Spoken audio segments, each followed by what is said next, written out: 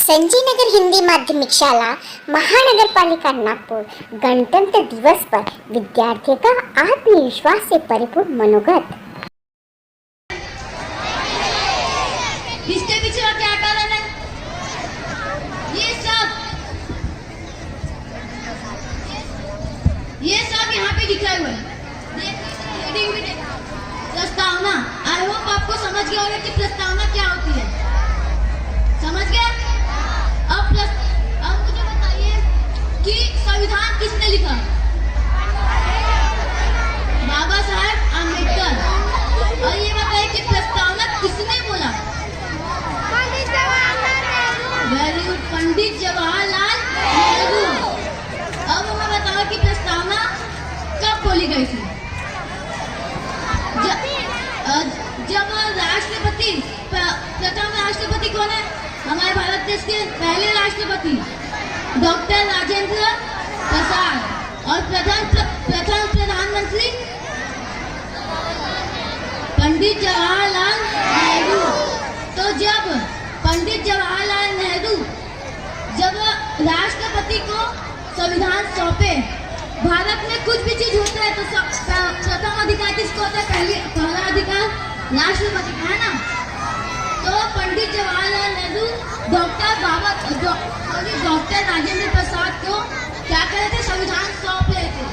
तब आपके जैसे ही बहुत से पुरुष महिलाएं बैठी थी, तो उनके सामने पंडित जवाहरलाल नेहरू ने क्या बोला?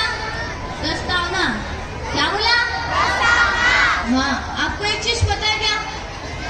जब अंग्रेजों को बोला गया कि तुम भारत छोड़ो, तो उन्होंने कहा कि भारत हम छोड़ तो देंगे, लेकिन एक एप्लीकेशन देके जाएंगे। जाते वक्त क्या देके जाएंगे? एप्लीकेशन, जिसे हम बाउंड भी कह सकते हैं। उस एप्लीकेशन में क्या लिखा था मैं बताती हूँ। अगर भारत 100 साल बाद अपने पैरों पर खड़ा नहीं हुआ, अगर भारत 100 साल बाद अपने पैरों पर खड़ा नहीं हुआ, तो हम भारत में फिर से आएंगे और कभी वापस नहीं जाएंगे। दोस्तों, 100 साल क्या 50 साल में ही भारत इतनी उन्नति कर गई कि आप सभी जानते हो ना? हाँ, तो अब समझ आया सबको? आया कि नहीं? हाँ, तो एक बात बताओ कि राष्ट्रगीत जो है वो किसने लिखा? किसने? रविंद्रनाथ टैगोर ने। उनके बारे में मैं 3 अच्छी बातें बताता हूँ, ठीक है? तो सबसे पहला, भारत का जो राष्ट्रगीत है वो भी किसने लिखा है? रविंद्रनाथ टैगोर। और बांग्लादेश का जो राष्ट्रगीत है उसको भी किसने लिखा है? और एक बहुत ही अच्छी चीज, गांधी जी को सबसे पहले महात्मा गांधी भी उन्हीं ने ही कहा था। किसने कहा था? हाँ, अब मैं आपको कुछ सुनाना चाहता हूँ। हमारे तिरंगे में 3 रंग है, तीनों में हमारी जान है। हमारे तिरंगे में 3 रंग है, तीनों में हमारी जान है। क्या ही बोलूं अपने देश के बारे में, क्या ही बोलूं अपने देश के बारे में। अपने देश के लिए तो जान भी कुर्बान है, अपने देश के लिए तो जान भी कुर्बान है। अब आपका कुछ समय लूंगा, एक स्टोरी सुनाऊंगा, है ना?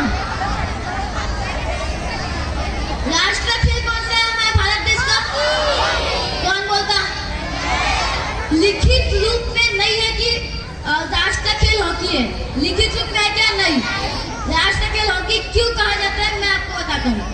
आप मेजर ध्यानचंद को जानते हो? जानते हो ना? कौन है? हॉकी के जादूगर है वो। कौन है?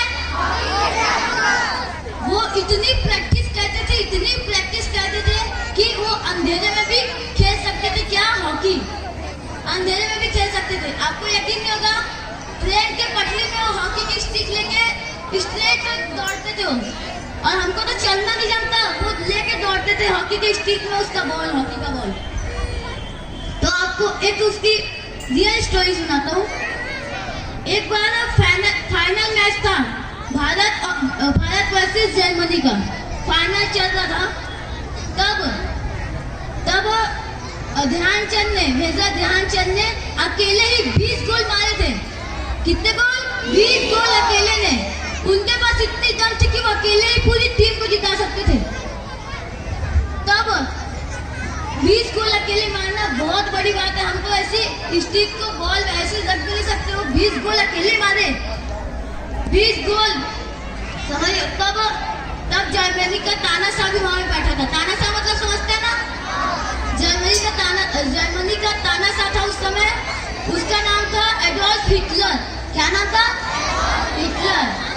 तो वो पूरा तो मैच रुका दिए और बोले कि ये मेजर ध्यानचंद अपनी स्टिक में मैग्नेट लगा के खेलता है, चुंबक लगा के खेलता है। तब उस तानाशाह ने बोले कि ये स्टिक तोड़ के देखो।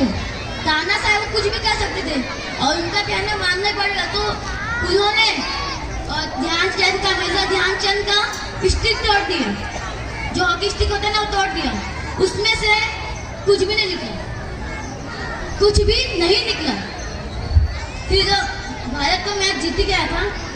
फिर सब अपने अपने घर चले गए।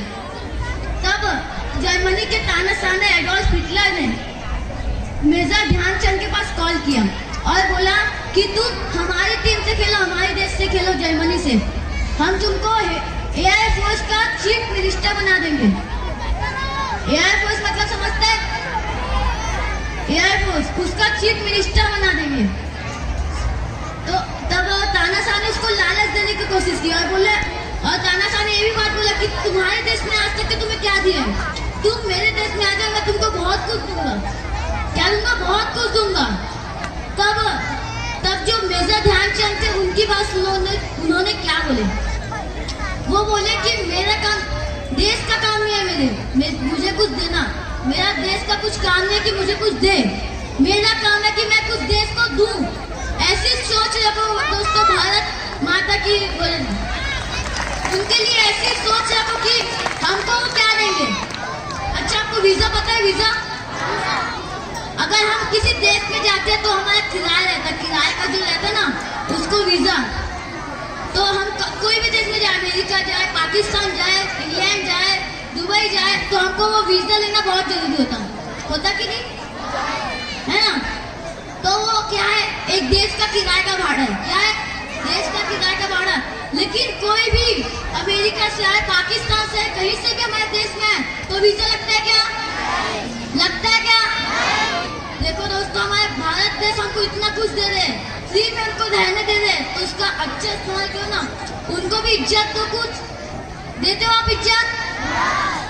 अभी सबके पास झंडा फ्लैग है। अब क्या करेंगे उसका? 1-2 दिन लहराएंगे, फिर पड़े रहेगा। कई लोग तो फेंक भी देते। ये करना चाहिए क्या हमको? तो दोस्तों, यही सब बात ध्यान रखो। और आपको मैंने कुछ ज्यादा ही टाइम ले लिया लगता है, सब बोल रहे हैं और भी बहुत सारे परफॉर्मेंस बचे।